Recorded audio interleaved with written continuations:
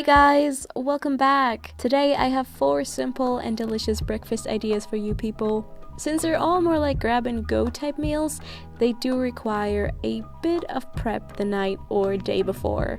Support for this video comes from Squarespace. If you need a website, make it with Squarespace and get 10% off with my code MINAROME. On to the first recipe, Pina Colada overnight oats. In a big breakfast bowl, combine the following: small cut oats, a pinch of salt, chia seeds, a bit of sweetener, some light coconut milk. This one's rice and coconut and it's so good. Also mix in some desiccated coconut. Next up, you'll need some tinned pineapple rings.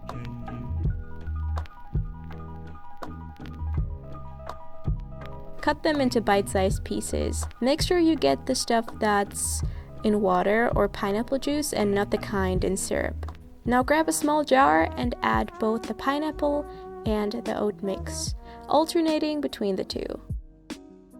If you don't have to take it with you in the morning or don't care about layers in your oatmeal, just add the pineapple chunks to the breakfast bowl, put a plate on top, and place it in the fridge overnight. And that's it! Here I am presenting the oatmeal and eating it. Beautiful. Next up, we're making something savory. Tomato tofu avocado toasts. The night before, prep the tofu. First, in a small bowl, combine soy sauce, white wine vinegar or lemon juice, non-dairy milk, agave syrup, and tomato puree. Add different spices such as smoked paprika and cumin. Next up, cut up a block of firm, plain tofu into bite-sized little cubes.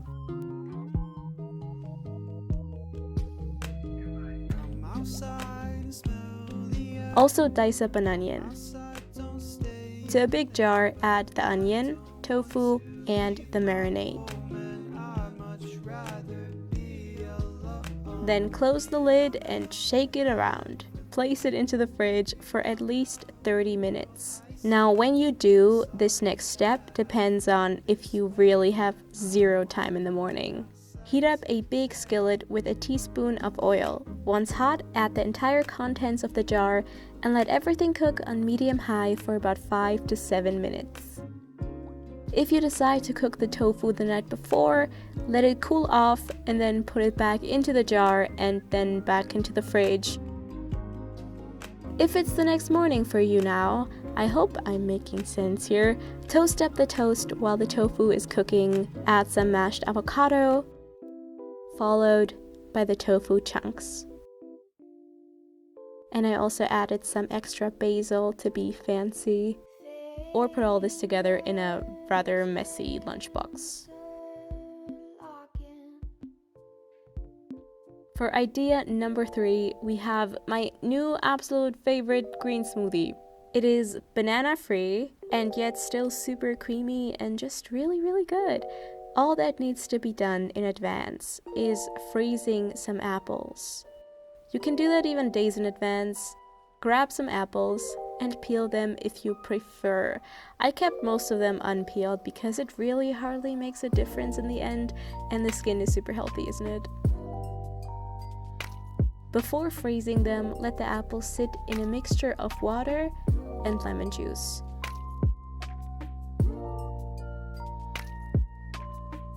Then drain the apples. Pat them dry a little and place them on a baking sheet, or in my case, cake tins that I lined with parchment paper. Freeze them for 3 to 4 hours, then you can transfer them to something like a Tupperware box. Cool! The next morning, add all the smoothie ingredients to your blender. About half an avocado, 2 handfuls of the frozen apples, nut butter of your choice. I'm using cashew almond, recipe linked below, fresh baby spinach,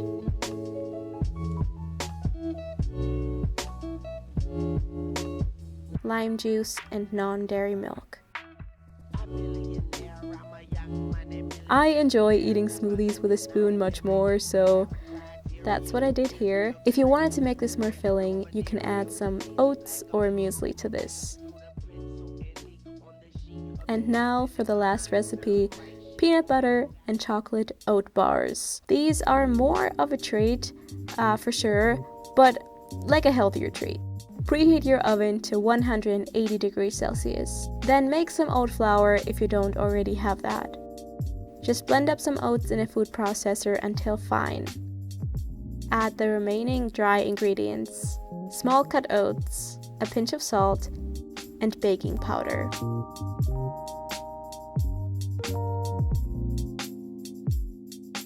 For the wet ingredients, mix together in a separate bowl semi-ground flax seeds, unsweetened applesauce, raw or coconut sugar, melted vegan butter or coconut oil, and a bit of non-dairy milk.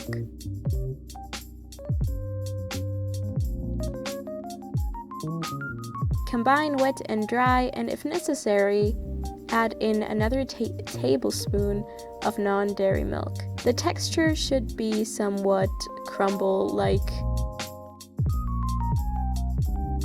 Line a brownie pan with parchment paper.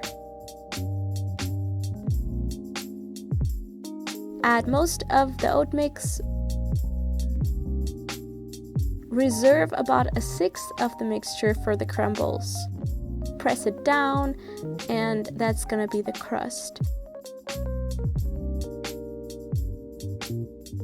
Now put this in the oven and let it bake for 10 to 12 minutes. In the meantime, we're making the peanut layer, which is gonna be soft dates. If they're not already sticky, make sure to let them sit in water for at least 20 minutes beforehand. Add peanut butter, and I forgot for a second, also non-dairy milk. It does not have to be super smooth, don't worry about that. Spread the peanut mix onto the oat base.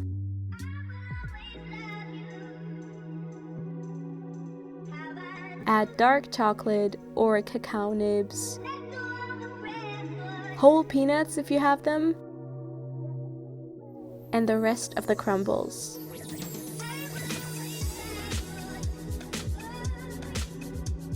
Bake everything for another 20 to 25 minutes or until nice and golden brown at the top. And that's it. These do remind me of Cliff Bars, but honestly just as good. Honestly maybe better. But yeah, keep them stored in the fridge. Have them with some fresh fruit on the side for breakfast. That's all the ideas for today. I hope you enjoyed it.